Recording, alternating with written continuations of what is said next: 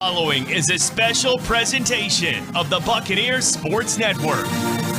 This is the Jay and Keith Show. Two broadcasters, two microphones, and one meticulously scripted podcast. You what? Just kidding. Get it, J.K.? You get it. That's what I thought was so funny. It's not funny. Alongside Keith Brake, here's the voice of the Bucs, Jay Sandos. Let's go. It's Thursday. Football week, ETSU-Samford homecoming, the big Southern Conference tilt, Mercer and Chattanooga, the Furman Paladins at VMI. And Citadel, West Carolina will play as well. That being said, some big, if you are wanting to get playoff talk, this is a big week. Furman has to win at VMI. Samford clearly needs to win the homecoming game here in Johnson City. And Mercer and Chat, I think, won't be hurt by either team losing. But certainly the team that wins could have an inside track. No offense to Samford and Furman, but they could have an inside track to the Southern Conference Championship. Mm-hmm. Now, Samford still gets to play both, so they got a shot. But Samford clearly on the road needs to pick up a win. Furman on the road needs to pick up a win. Western is going to try to score. Will the Citadel get over 20 points because Western gives up a lot of points? I don't know. We'll talk about that in a minute. We're going to talk ETSU-Samford first because, we're going to slant ETSU whenever possible. So my thing watching Samford is, and I have been open on this podcast, on radio shows, on a broadcast, on anybody who listen to me, that Samford is disinterested in winning. They always are worried about, we are the number one offense. We score more than anybody in the country. Look at us. We score. We have yards. Oh, we're the best. And then they finish fifth every year. Now, I try to give credit where credit is due. Samford is doing things to win, and it makes them dangerous because they are not going warp speed, let's score 1,000 points and try to outscore everybody 55-52. They're winning with defense, and they're doing it by holding teams in the red zone to 40%, 42, something like that, percent in the red zone on touchdowns. We saw Western Carolina have something absurd like 500 yards of offense, but no touchdown, 4 field goals. That is what they have done. They brought in a new defensive coordinator. They brought in 10 FBS transfers. Chris Hatcher's not going his warp speed. He will pick his spots, and they will go fast. They are running the ball 47% of the time, which is a record. I did not go back and look at Morehead State, Georgia Southern, and some other stops that he's had, but I'm going to go on a limb and say that's a record for him because that's not really who he is. But he has figured out a nice winning formula to get his athletes the ball in space, put up 28 to 35 points, and his defense will bend but not break and able to win games. So this is a very dangerous Samford team that for the first time I feel like is a true threat because they are not just trying to outscore teams, they're trying to beat teams. And that is the biggest thing to me that jumps off the page, Keith. They're just better at – I don't know that they're necessarily better in the trenches. Like their offensive and defensive lines are necessarily better, but they are better at running the ball with consistency and stopping the run with consistency. They are over 100 yards per game better on rush defense than they were last year. Their pass defense jumped from 8th in the SoCon to 4th, pass efficiency defense. But their rushing defense per game, they are 1.5 yards better per carry on the ground rushing defense than they were a year ago. And you and I were talking about this, and it feels like this group now actually has, and they haven't always had to use it, but this group actually has a 4-minute offense now where if they need to run the football to help salt a game away, they can actually do it, where before they really didn't. Now, Samford will still use the short pass game like your classic 22 personnel, smash mouth football team will use the run, right? You run, you get the safeties creeping into the box a little bit more. You start to cheat to keep the ball in front of them, limit any potential explosive plays, and then you hit them over the top. In your conventional team, it's a play action shot.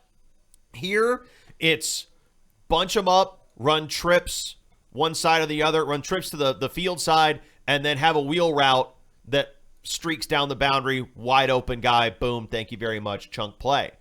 So it's a little bit different, but they have the ability now when they need to run the ball, to run it and not look like they are playing football for the first time. So it's a very different Samford group. It's a very talented Samford group across the board. I love their receivers that are all like, none of these guys, or at least the guys that are catching a ton of passes, like Chandler Smith is like 5'10". Their second receiver, whose name just immediately escaped me, he's like 5'11". You talking about Kendall Watson? Yeah. Or are you talking because Ty King's only you are, because Ty King's only tall one of the group. Everybody else looks the same. Yeah, everybody else, like, they're all really small guys. They're not going to be big bruisers except for King, and they run really good routes, and they get the ball in space, and they utilize speed, and they're all kind of the same type of player, and they do a great job of getting them balanced. This isn't like the 2018 team, I think it was, where Duck Hodges threw to Kelvin McKnight like 140 times. This is not that Samford team. It's much more balanced, and balance is not, I will drive this home. I will die on this hill. Balance in an offense is not run versus pass. Balance in an offense is how many different players you get the ball in the hands of that can make it that can make an impact for you.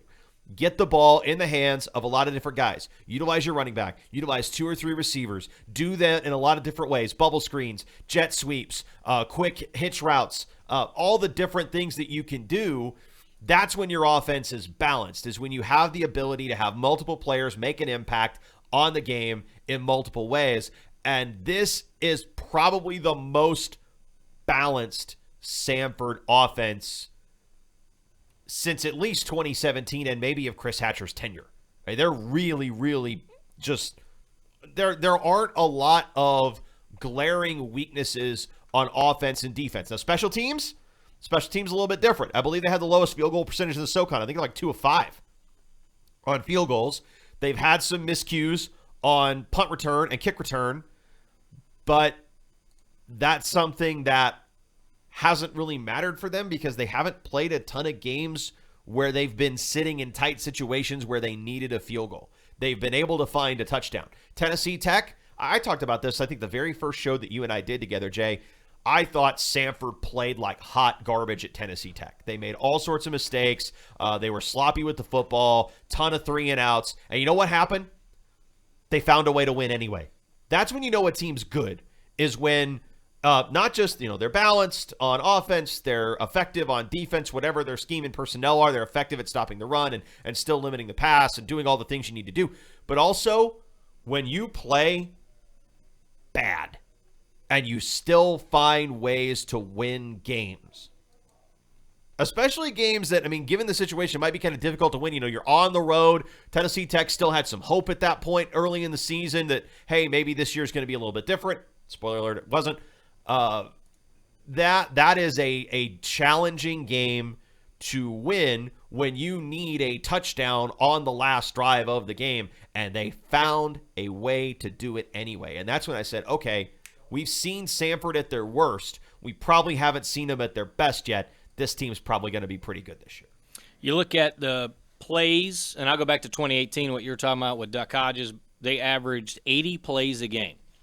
Last year, they averaged 75 plays a game. This year, 65 plays a game. So they still go fast. They still go fast. They still getting yards, but their defense, and I'm going to transition here, they always put their defense at such a disadvantage because they would score and jump out to these big leads, and then their own defense would get tired, and then other teams would adjust and be able to, usually Samford, the first couple, not this year, but they've had trouble scoring on the first couple drives, but generally you look at Samford and the first couple drives because people, you can try to practice against speed, but you can't have any scout offense to run it at that precision that fast and know what they're doing. It's just tough to replicate. So it takes teams usually a series or two to adjust to the speed, and then generally things kind of calm down, but they may be up 7-14-0. Well, ETSU was able to force a couple turnovers last year, so ETSU jumped out to 14-0. Then the second half was that wild shootout. The fourth quarter had 46 points between the two teams, and ETSU ended up kicking a field goal as time expired. Matter of fact, the last 2 minutes, ETSU scored a touchdown, took the lead. Samford came back, scored a touchdown, take the lead with 56 seconds. ETSU got down the field, kicked the Tyler Keltner field goal, got to overtime. ETSU scored, I think it was the first play of overtime. Quay Holmes just bull rushed, or it was the second play, one of the two, but just carried like 5 guys into the end zone because Samford guys were tired, and then ETSU held on a fourth down play, able to make it and pick up the victory. But this year, Samford's having trouble scoring early. But the big thing is their defense is a bend but don't break. They don't care how you go from the 20 to 20. Zero cares. But when you get towards the red zone, it is unbelievable when things gets in a smaller space that they are very good at not allowing you getting in the end zone, kicking field goals, and they are so confident, and they should be, in their offense and how they're able to score, that they are going to score enough points if you kick field goals. And as an ETSU fan, you should know if you kick field goals and the other team scores touchdowns, that's not a good sign, because this is a matchup where ETSU is the worst team in converting touchdowns in the red zone versus the best team that makes you kick field goals in the red zone. So advantage in red zone, you'd have to go Samford because they score better than ETSU, and they hold teams to field goals where ETSU doesn't hold as many. So this is the best versus worst case scenario, and to me it comes down to simple math. ETSU is going to be able to drive the ball. They're going to be able to have chances to score. Can they score touchdowns, Keith? That is the big question. That's the big question, and it's like you said, this is a team that has been able to rely on Tyler Keltner to its own chagrin. You know, George Corral said, we're really good to kickers, but we'd rather they be kicking extra points right now than punts and field goals. That is something that has to happen if ETSU wants to win this football game. And if ETSU does score touchdowns at a rate that is better than what they've been doing so far this year, and probably significantly better. I mean, we're talking like, 2 out of every 3 red zone trips here, you got to get in the end zone to beat Samford. That's going to be difficult, but that's just what you have to do to beat a Samford team that's having a really, really strong year and is in position to contend for a Southern Conference title. And I will remind you, because this is possible, it is still in play for the time being, depending on what happens with Chattanooga and Mercer in their other games. Samford has never won an outright SoCon title. They won a share in 2013. I believe it was a 3-way tie. So they have opportunity. This team's coming off a bye. They're fresh. They've probably thrown in a couple of new things that they may or may not feel the need to utilize against ETSU early. Maybe you do those things and put them on film and make Chat and Mercer sweat. I don't know. But this is a very interesting team in an interesting position, but they have a clear strength that matches up with a clear weakness of the past of your team. And if you find a way to mitigate that weakness, you give yourself a chance to win the game late, where Tyler Keltner can replicate the J.J. German magic from back in the day. Speaking of Keltner, and that's where I was going to go, so it's almost like we're dancing here, but 10 of 12, last 3 games from field goals. That's really good. That's All-American numbers. The problem is from 49 against Mercer, right? Yes. Yeah. And the problem is, though, ETSU attempted 12 field goals in 3 games. Like that's the bad part. Matter of fact, Tyler Keltner from 49 and in is 13 of 15. He has 3 misses, all 3 at 53 yards. I found odd, but normally, you get a 51, a 53, 54, but all 3 of his misses, 50 plus, is 53. But 49 and in, he's 13 of 15, which is pretty hard to argue. And it's great because that is a weapon. He's certainly, he's hooked a couple of those 53-yarders, but he's 10 of 12 in the last 3 games. He was 4 or 5 last time. You're getting points on the board. But I'm sure if you ask Tyler Keltner, he'd rather be kicking extra points, because that means his team has a better shot to win. And Trace Kelly had a great game punting. ETSU special teams continues to be special with a couple of block punts, a couple of big kick returns. Matter of fact, there was a kick return by Jacob Sailors last year in the fourth quarter. It kind of jump-started a stagnant ETSU offense where ETSU was up 11, all of a sudden 20 straight points by Samford. And then to get to the fourth quarter, and then it was just, a game of can you top this, back and forth. And where we saw a rare Tyler Rydell scramble for a touchdown. He hit Isaiah Wilson for a long 60-some-yard bomb. Again, the but the big kick return by Sailors was able to get ETSU in scoring position.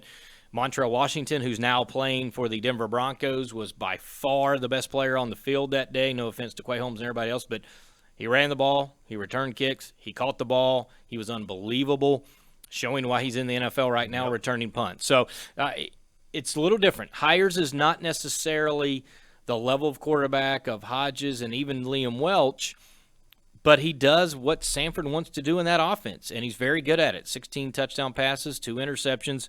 I think the only knock I would give him compared to the other quarterbacks, even if you go back to Oladokin and a few others that have taken snaps, is on a couple of chances to hit deep balls. He's missed on those, but all the other reads and short passes and screens and all the things that they like to do, he's very good. He's completing about 70% of his passes, so he's doing what he's supposed to. If he hits a few deep balls moving forward, again, this dangerous Samford team that's averaging about 30 points a game throws a few more on the board, they get to 40, and the way that defense is playing, it's going to be hard to beat them. I don't care if it's Chad or Mercer. I agree, and I do think Samford is a playoff team based on their resume to this point, especially if they do get a win over Chat or Mercer. I think I'm not 100% sold that they need to win either of them. If they win one, I think they're safe because it's going to be a really deep bubble, and you're going to have a stronger resume than just about anybody out there, especially from this part of the country. It's just head and shoulders above a lot of the Big South schools and all that. So I say you get one more really good one. You win the games you're supposed to win. After this, you're playing the Citadel and VMI, so you expect to win those games. And then it's Chat and Mercer at the end of the year. You win one of those two, I think you're in as Samford. But they have to believe, and are right to believe, they have a shot to win the Southern Conference Championship this year based on the way things have gone for them so far. They won their toughest game against Furman, beat their toughest opponent. Kennesaw State was ranked. Turns out it might not be that good. And they played Tennessee Tech. They need to beat Tennessee Tech. They had to beat Tennessee Tech, and they did it. And the fact that they did it, it doesn't matter that they won it by 5. It just matters that they won it. So I look at this group, and I say this resume is it's a bubble-ish resume right now, but you never know when the bubble is going to collapse. And if the bubble collapses, Samford is going to be in a very, very, very advantageous position going into the final 2 weeks. Well, to your point, if they were just to lose the last 2 games, they would be 8-3 with their 3 losses. Georgia, I heard they're pretty good. Yeah, I think they might be good, yeah. And then would be Chad and Mercer, who would probably at that point be in the playoffs too. So they would have safely in. They would lose the 2 playoff teams and the number 1 team in all of college football. So I don't know how they would 8 Division I wins would have to get them in if that's their only tool. Now, lose to ETSU, somehow get tripped up versus a military school.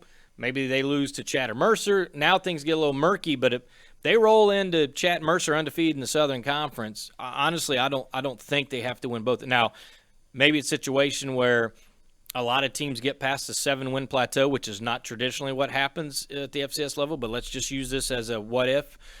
And they got unbalanced schedules.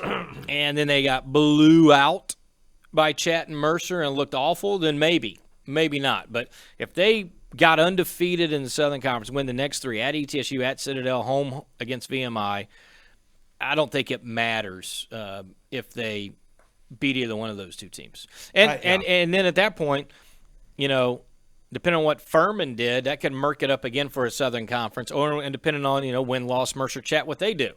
Even if they lost that, you could have a 3-way tie with 2 losses or a 4-way tie with 2 losses. That's still conceivable to have the rare 4-way tie, 2 losses, and then who knows what's going on as the automatic qualifier, and then could the Southern Conference get team. Anyways, we're going to start breaking down bubbles and chances moving forward on Wednesdays, so I don't want to do it too much right now, but you get where I'm going with that. I do, and somebody asked on Twitter yesterday what would happen if Mercer wins out. Is that the good doctor? Yeah, my the guy? good doctor, Dr. Stone. Big Furman Paladin guy. Yeah. Mercer wins out, and Furman, Samford, and Chat all have 2 conference losses, and the bubble is so deep this year that I don't want to think about that because a lot of people. Here's the thing: a lot of people are going to get mad at that outcome because you know exactly what's going to happen. You know exactly what's going to happen. I don't even have to say it because look at what happened last year. That's exactly right. We had a dogfight. 2-3-4. ETSU won the Southern Conference title outright at the end of the year, last week of the season. And how many of those teams in that dogfight got in? None. So this needs to be a little bit cleaner than that, I think. I think if you want 2 teams in then Chattanooga and Mercer. And I'm greedy. I want 3 this year. Yeah, I would like to. This is the best year for it to have a shot, too. And I would like to get 4. I just think Furman is disadvantaged by having played the non-counter against North Greenville at the beginning of the year because they have that one less data point that's going to knock them down the pecking order, that initial pecking order. And then you go pick through the resume. It's like, well, okay, if you beat Chattanooga, that helps.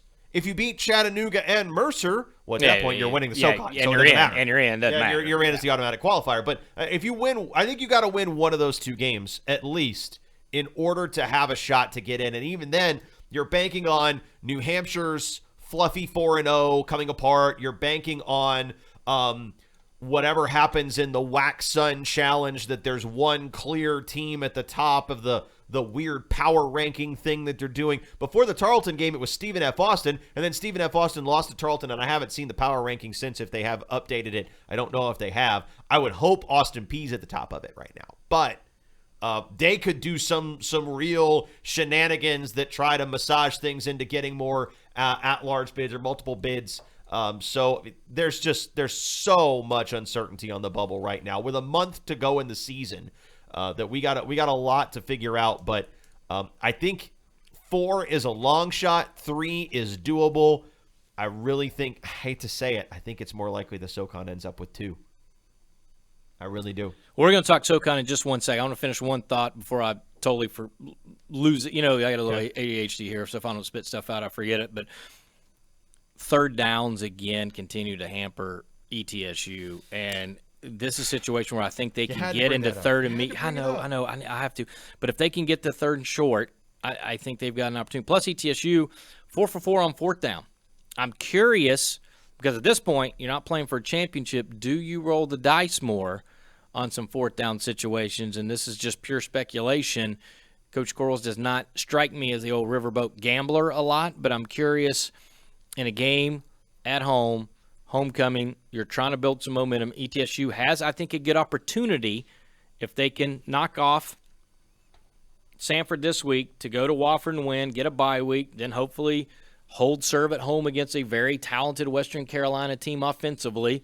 And then obviously Mississippi State's Mississippi State. Maybe make some noise. Maybe you just, try to have a good showing. But to try to win the last 3 SoCon games, have some sort of momentum going into the offseason, I think it's simple stuff. They have to convert on third down. They've got to get to a situation to do it. They've got to score touchdowns in the red zone. Defense and special teams have to continue to just do what they're doing. If defense and special teams continue to do what they're doing, they get third downs, they get touchdowns. It's a simple game, Keith. I think ETSU can be successful. If not, then they're going to have to rely on the defense and special teams to try to carry the load again, to hold a Samford team to 24-ish type points and see if ETSU can figure out how to get, 7 field goals, 8 field goals from Tyler Keltner at that point. Going to need to ice his leg after the game. Hit the SoCon bumper. Let's do it.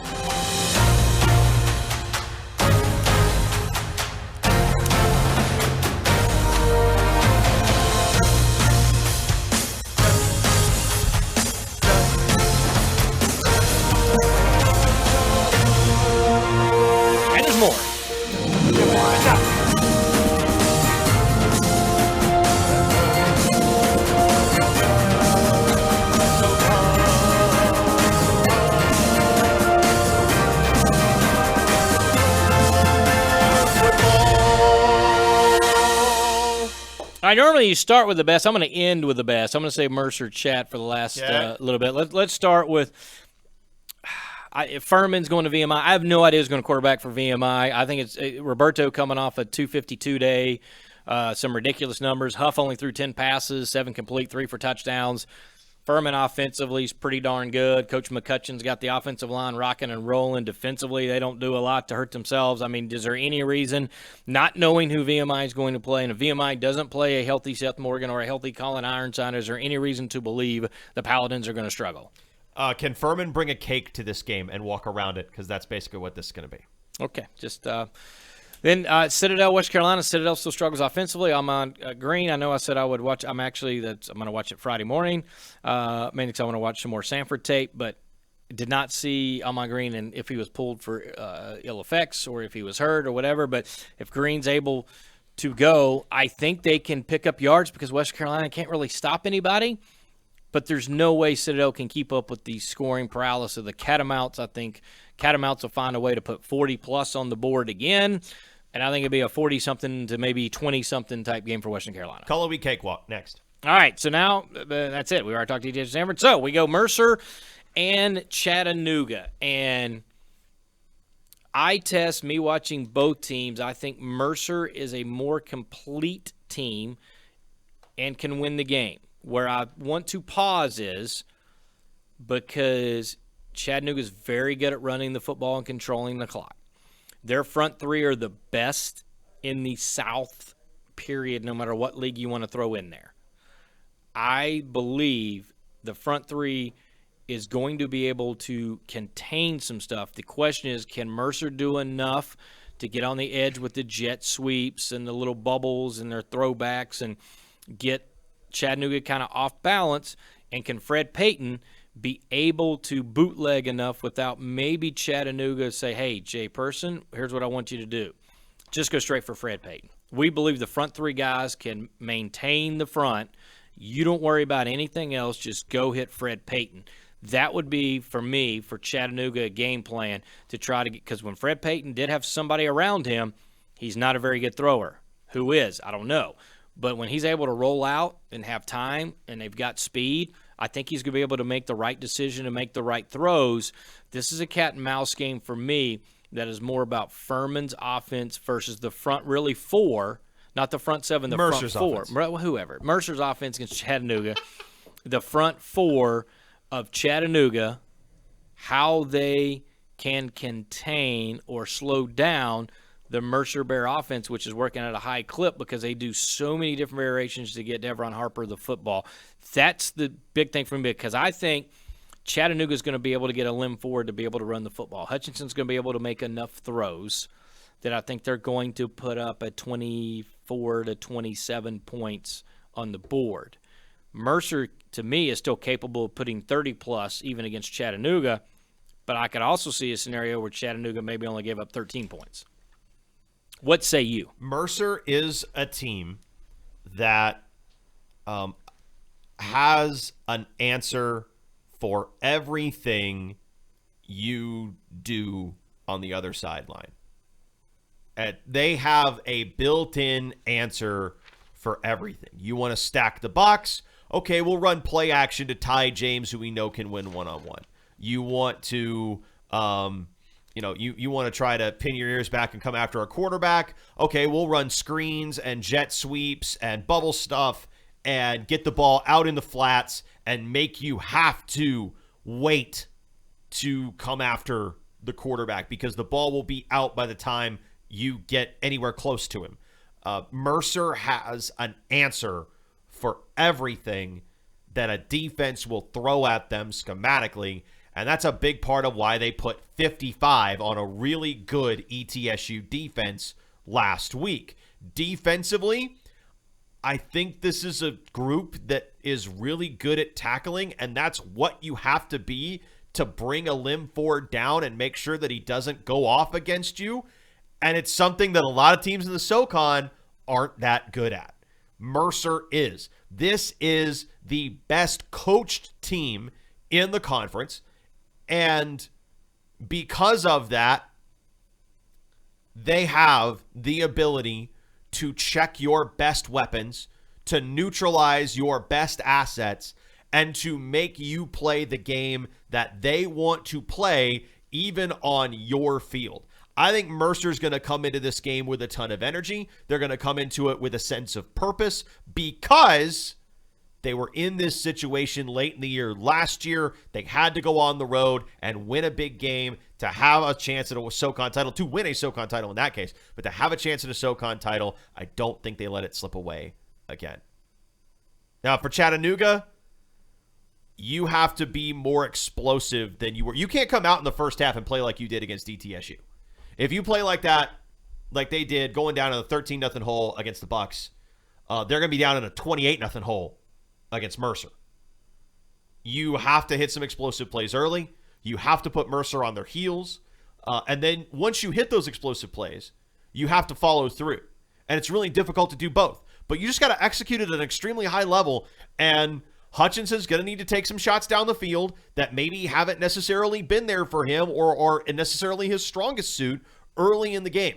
Later in a game, you wear down the defense a little bit. You get the safety help creeping down into the box to try to bottle up Ford, and you can get some one-on-one matchups where you get some of your good dynamic receivers in favorable situations.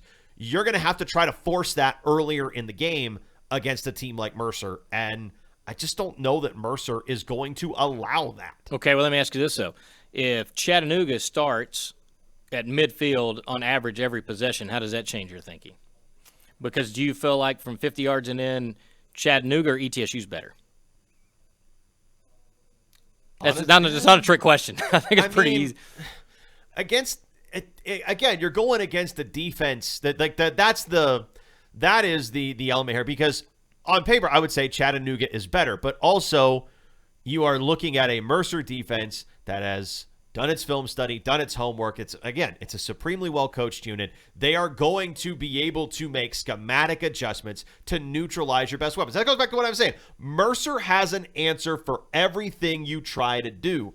And so I don't know that it's going to matter a whole lot. Chattanooga is going to be in this game in the fourth quarter if they do the things that I said they need to do. That's still my question, because yes, ETSU scored to make it a 5-point game with 10 minutes to go, but like 4 plays later, it was back to double digits, and Mercer could do what they do.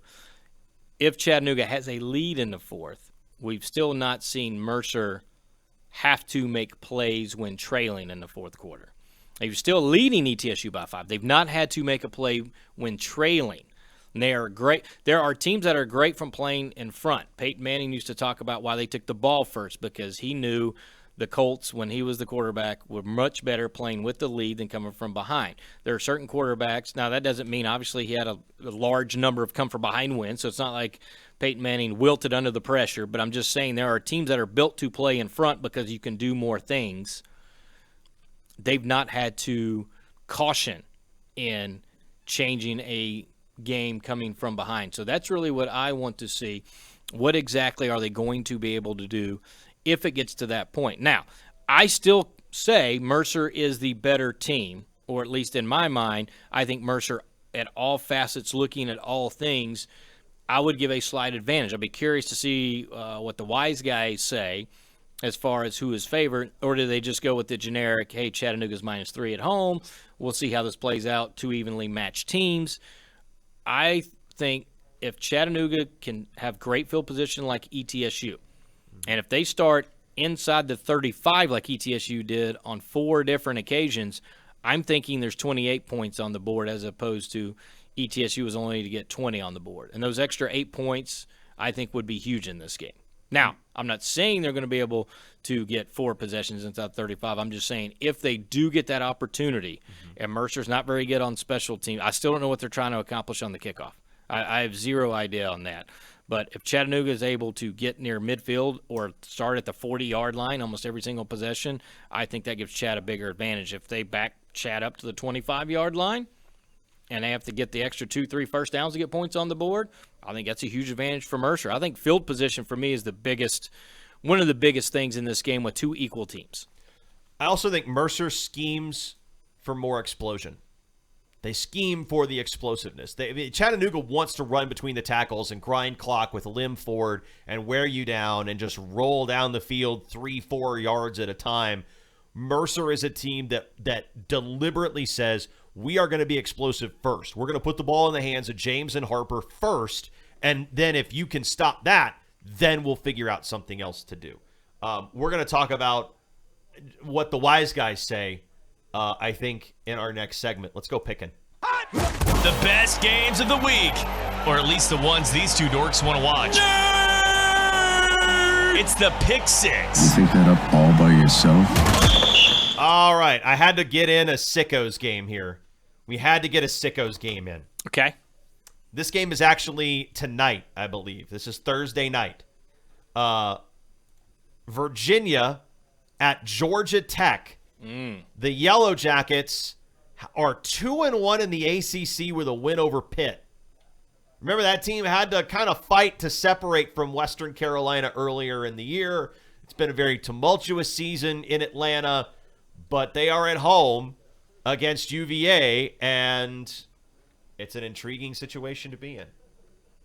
Well, they made a coaching change, and 2 for 2 for Georgia Tech. So 2 games, new coach, 2 wins. I think that certainly speaks volumes where the Cavaliers have gone the opposite direction. Mm-hmm. Lost Syracuse, which is a ranked team. Then they lost to Duke, lost to Louisville. Georgia Tech fresh off a 3-point win at Duke. This game is at Atlanta. Mm-hmm. I drove past the stadium to show my kids Georgia Tech's campus on Friday last week. Going Yellow Jackets. Mainly because I feel like they have got a new energy about them that is starting to just show volumes, and Georgia Tech got a lot of confidence. Different coach, different beat, different vibe, whatever it may be. But Virginia kind of going the wrong direction. There was a lot of people talking about, and I know their coach retired last year, so they're going through a coaching change too. You know, they beat Richmond. With Elliott, the former Clemson offensive coordinator, I believe. Correct. So they beat Richmond, and they should. Then they lose to Illinois, which has been a surprise Big Ten team, right? Then they barely escape Old Dominion. Should have been the first sign maybe things are awry. And then all of a sudden, 3 straight losses. I think it's going to continue on the road for the Cavaliers. I'm inclined to agree. I mean, I don't really have any sort of deep analysis of this. I think when you talk about picking sickos games, you're talking about vibes.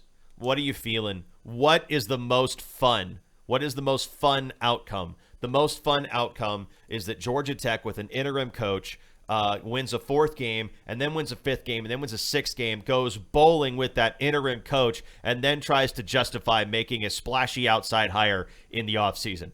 That is chaos. That is meme potential. That is fun. That is why Georgia Tech is going to win tonight. 40-yard line.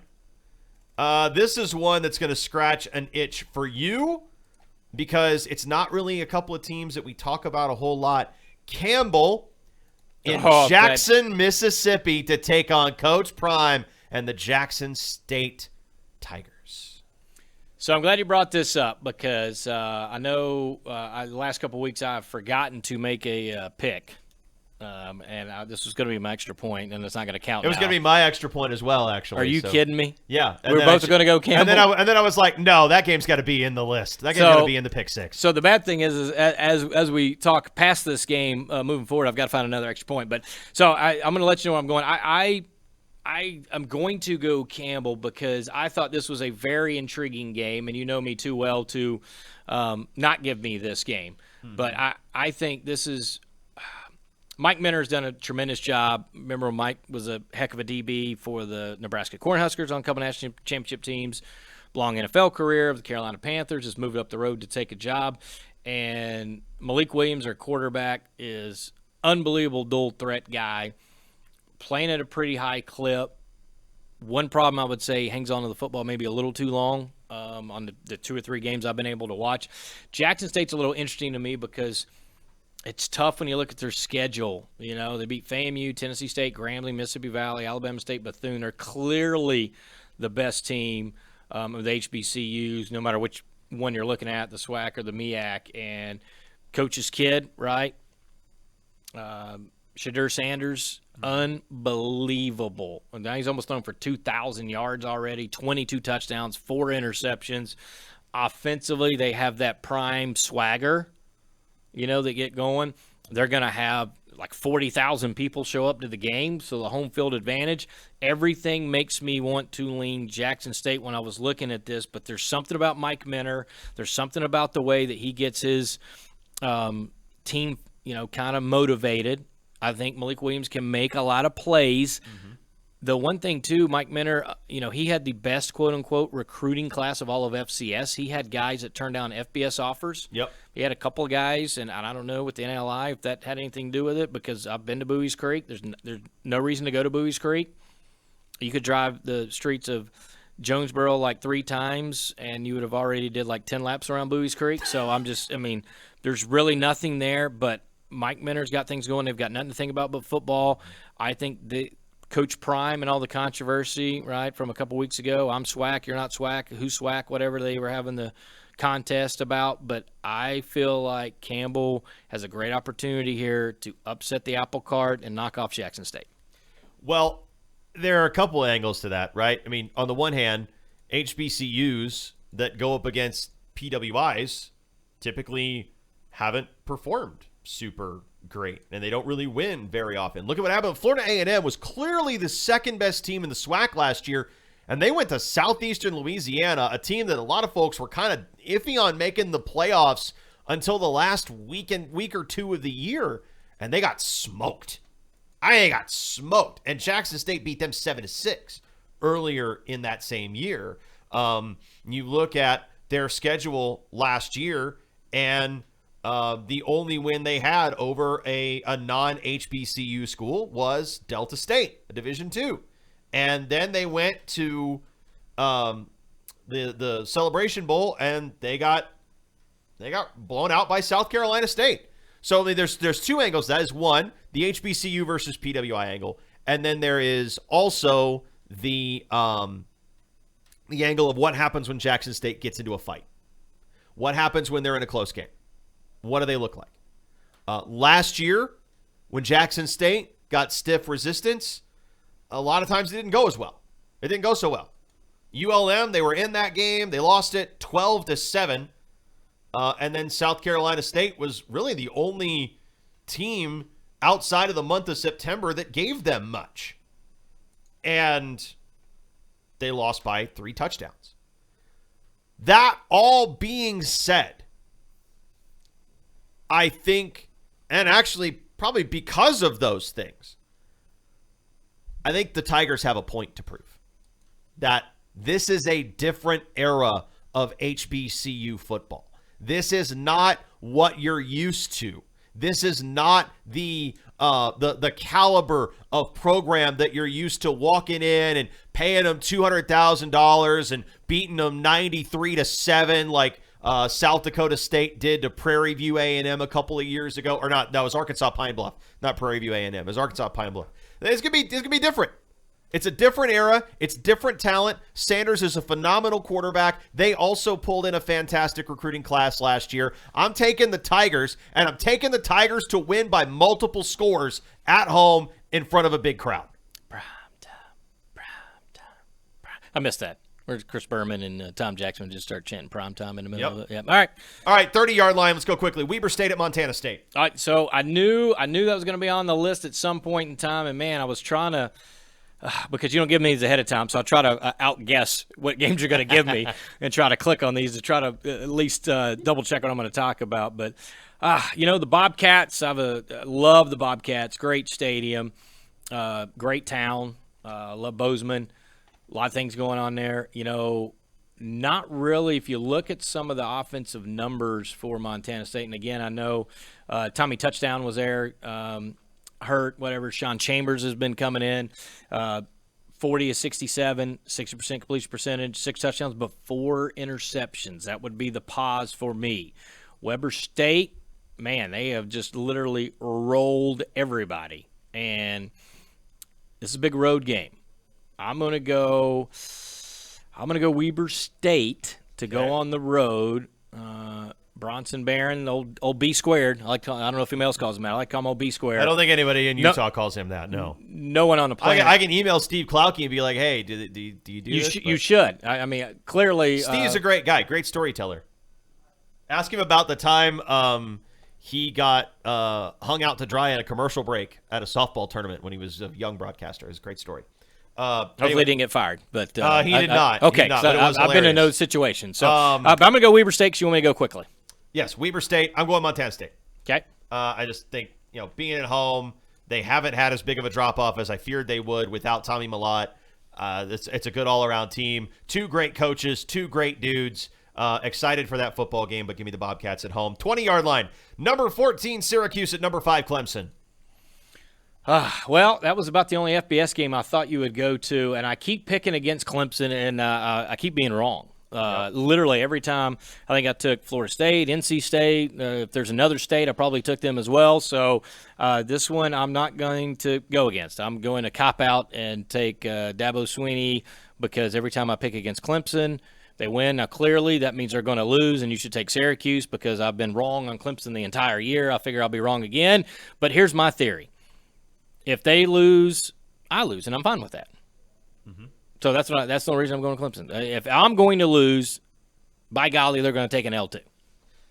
Is that a breakdown you wanted to hear today? I didn't think so. That's some hashtag analysis right there. Mm-hmm. I'm also going with Clemson at home. I think we're finally going to put to rest. So you tried to – that's the bait and switch. You thought I was going to go Syracuse again and triple down. That's garbage. Garbage. Hot garbage. Here's the game. It's going to be on national TV. Montana at Sacramento State. Do the Grizz go down twice in consecutive weeks going on the road to first place Sac State? So, Sac State's another one of those that I keep kind of going against and seeing when is it going to, fall apart for them. And they continue to slap me across the face with we're good. And, I felt good about my Eastern Washington pick there a while ago. I mean, when Brian McLaughlin kind of went on there and said, you know what, I'm going to take that too. I thought, well, there's two guys that he follows that side of the country a little more than I do, but still two guys that pay a lot of attention.